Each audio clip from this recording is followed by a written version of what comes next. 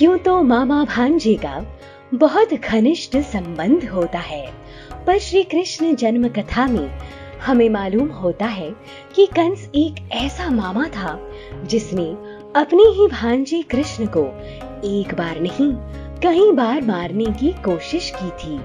पर श्री कृष्ण की लीलाओं से जितनी बार भी दुराचारी कंस ने उनका अहित करना चाहा, वह असफल रहा।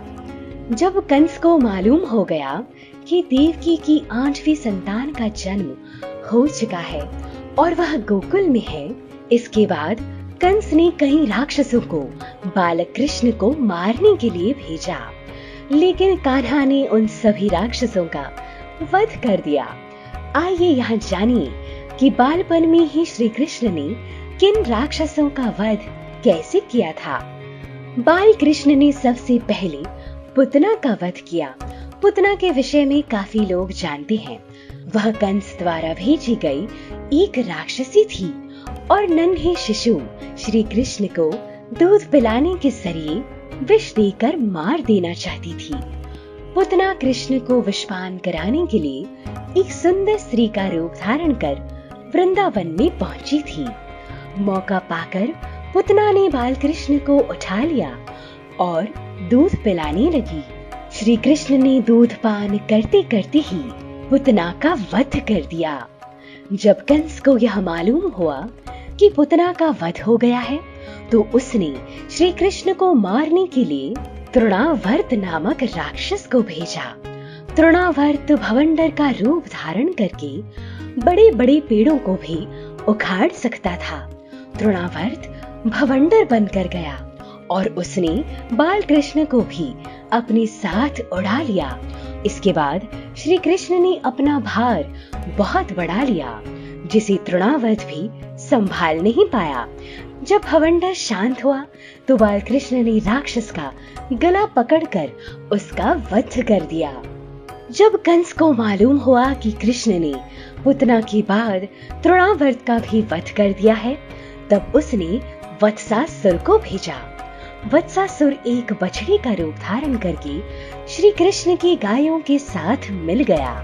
कान्हा उस समय गायों को चरा रहे थे, किंतु बाल कृष्ण ने उस बछड़े के रूप में दैत्य को पहचान लिया और उसकी पूंछ पकड़कर उसे घुमाया और उसे एक वृक्ष पर पटक दिया।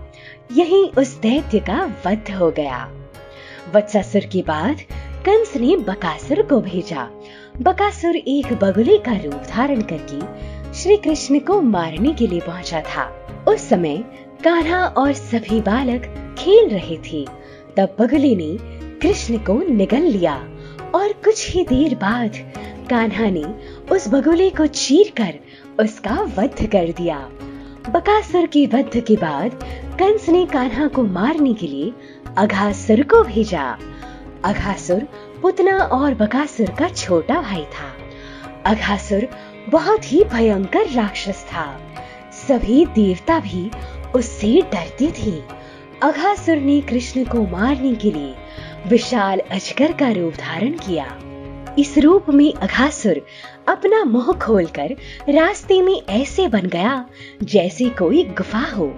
उस समय श्री कृष्ण और सभी बालक वहां खेल रहे थे। एक बड़ी गुफा देखकर सभी बालकों ने उसमें प्रवेश करने का मन बनाया। सभी ग्वाले और कृष्ण आदि उस गुफा में घुस गए। मौका पाकर अघासुर ने अपना मुंह बंद कर लिया। जब सभी को अपने प्राणों पर संकट नजर आया तो श्री कृष्ण से सबको बचाने की प्रार्थना करने लगे।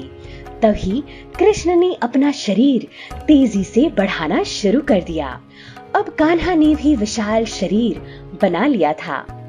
इस कारण अघासुर सांस भी नहीं ले पा रहा था और इसी प्रकार अघासुर का भी वध हो गया। तो देखा आपने किस तरह श्री कृष्ण ने अपने बालपन में ही अपनी लीलाओं से कई राक्षसों का वध करके अपने बालकाल में इस संसार को उन राक्षसों के प्रकोप से बचाया।